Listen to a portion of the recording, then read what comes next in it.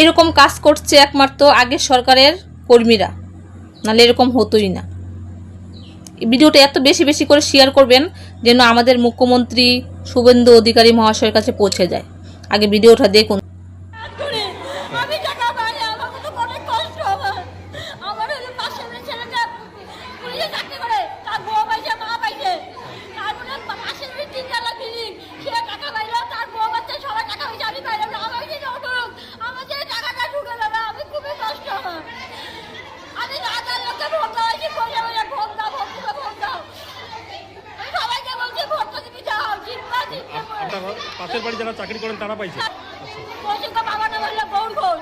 আচ্ছা, বললাম আপনি কোন ওয়ার্ডে থাকেন? এখনো ওর আমাদের পাশে আমার বাবারে।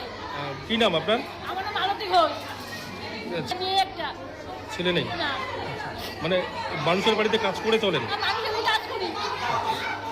ওই যে আমি প্রথমেই বললাম যে আগের সরকারের কর্মীরা এরকম ভুল করতেছে, নালে উনি মানুষের বাড়ি কাজ করে উনার বাড়ির পাশের পুলিশের বউ পেয়ে গেছে, দুতলা তিনতলা বিল্ডিং মানুষদের বাড়ির বউরা পেয়ে গেছে, কেন উনি পাবেন না অন্নপূর্ণা যোজনা?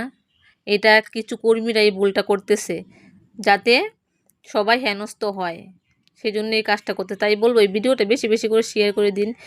আর এই দিদিভাইটার কথা যেন আমাদের মুখ্যমন্ত্রী শুভেন্দু অধিকারী মহাশয়ের কাছে পৌঁছে যায়। ভালো থাকবেন সবাই।